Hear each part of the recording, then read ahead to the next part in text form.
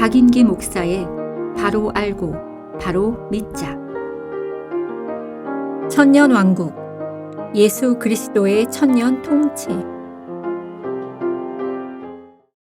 안녕하십니까. 순천 성경침례교회 박인기 목사입니다.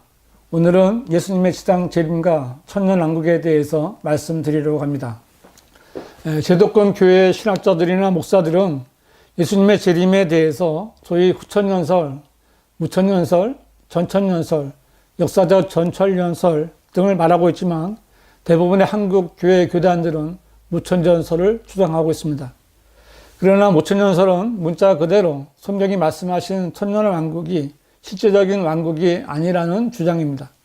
무천년설이라는 말은 그리스도가 교회를 통해 복음으로 세상을 영적으로 통치하는 천년이 지금 현재 진행 중에 있으므로 미래에 다가올 천년이라는 개념은 없다고 보는 것입니다.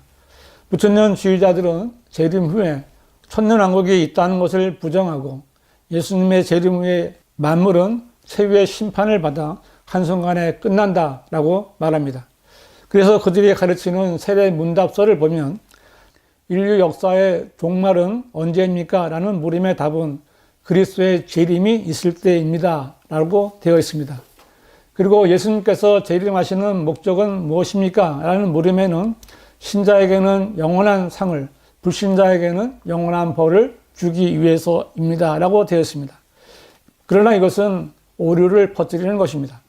그들은 성경이 말씀하시는 천년왕국을 자신들의 교단 교리로 사사로이 해석하여 없애버리는 죄를 짓는 자들입니다. 그렇다면 성경이 말씀하시는 예수님의 지상 재림과 천년왕국은 어떤 것일까요? 먼저 예수님께서 재림하시는 것은 죄로 가득 찬 세상을 의로 심판하시기 위해서입니다. 재림하신 예수님께서는 먼저 짐승인 적그리스도와 그를 도왔던 거짓 선지자를 산채로 불못에 던져 넣으실 것입니다. 이것이 대환란 내내 세상을 지배했던 자들의 종말입니다. 그러나 마귀인 용은 끝없이 깊은 구렁에 던져 가두고 예수님께서 통치하시는 천년 동안은 민족들을 미혹하지 못하게 하실 겁니다. 그러므로 천년왕국은 마귀가 없는 세상이 되는 것입니다. 재림하신 예수님께서는 온 땅의 심판주로서 그 영광의 보좌에 앉으실 것입니다. 마태복음 25장 31절은 인자가 그의 영광 중에 오고 또 모든 거룩한 천사들이 그와 함께 오면 그때 그가 그의 영광의 보좌에 앉으리니 라고 말씀하시는데 이것은 비유가 아닙니다.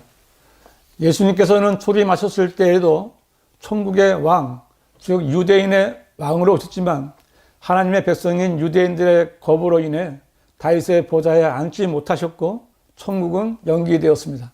그러나 재림하신 예수님께서는 유다 지파의 사자인 왕으로 오셔서 영광의 보좌에 앉으셔서 온 땅을 심판하실 것인데 이때 주님께서는 한 손에는 통치자의 홀을 잡으셨고 한 손에는 철장을 주셨습니다. 의와 화평의 왕으로 오신 예수 그리스도께서는 천년을 평화롭게 통치하시기 이전에 먼저 세상을 공의로 바로 잡으실 것입니다. 마태복음 25장 32절은 그 앞에 모든 민족들을 모아놓고 마치 목자가 양들을 염소들에서 갈라놓듯이 그들을 따로 갈라놓으리라 하셨는데 먼저 알아야 할 것은 이 무리들은 교회 시대에 구원받은 그리스도인들이 아닙니다. 이들은 휴거되지 못하고 지상에 남아 대환란을 통과하고 살아남은 이방인들입니다. 재림하신 예수님께서는 모든 민족들을 모아놓고 그들을 양과 염소로 분리하는 심판을 하실 것입니다. 이 심판은 그리스도의 심판석도 아니고 천년왕국 이후에 있을 큰 백보자의 심판도 아닙니다. 마태복음 25장 33절에 그리하여 양들은 그의 오른편에 염소들은 그의 왼편에 세워두고 왕이 그의 오른편에 있는 사람들에게 말하기를 오라 나의 아버지의 복을 받은 자들아 세상의 기초가 놓인 이래로 너희를 위하여 준비한 그 왕국을 이어받으라 했습니다. 모든 민족들을 심판하신 예수님께서는 양들로 분류된 사람들에게는 그 왕국을 이어받으라고 말씀하십니다. 이 왕국이 바로 재림하신 예수님께서 왕으로 통치하실 지상의 천년 왕국입니다. 이 세상 나라들도 정권이 바뀌면 그 나라의 백성들이 그대로 남아 다음 정권으로 넘어가는 것처럼 대환란에서 살아남은 사람들 가운데 양으로 분리된 사람들은 천년왕국의 백성으로 들어가는 것입니다. 그러나 염소로 분류된 사람들은 지옥으로 던져집니다. 마태복음 25장 41절은 그때 왕이 왼편에 있는 자들에게도 말하기를 너희 저주받은 자들아 내게서 떠나 마귀와 그의 천사들을 위하여 준비한 영원한 불 속으로 들어가라 하십니다. 이들은 비록 대환란에서는 살아남았지만 그들의 믿음이나 행위가 천년왕국에 들어갈 수 있는 기준에 합당치 않았기 때문에 지옥으로 던져질 수밖에 없는 것입니다. 이 민족들의 심판이 끝나고 이어지는 천년왕국은 구원받은 백성들로 가득 찰 것이고 모든 사람들은 구원을 이루시고 의와 화평으로 통치하시는 주 예수 그리스도로 인해 즐거워할 것입니다.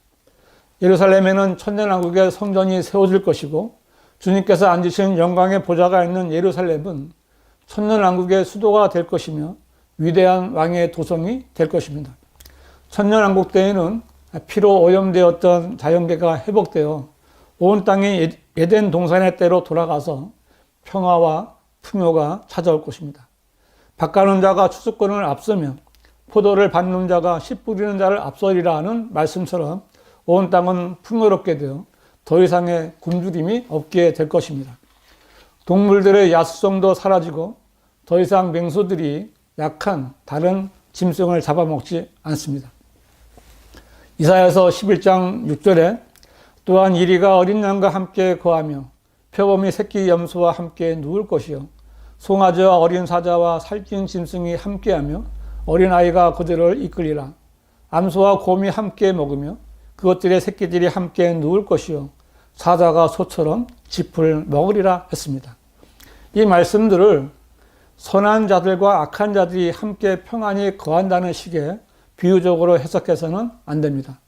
젖 먹는 아이가 독사의 구멍에 손을 넣고 장난을 치며 어린아이가 사자 위에 앉아 표범과 함께 초원을 달리는 광경은 상상만 해도 즐거운 일입니다. 이런 일들은 비유가 아니라 문자 그대로 천년왕국에서 이루어질 일들입니다.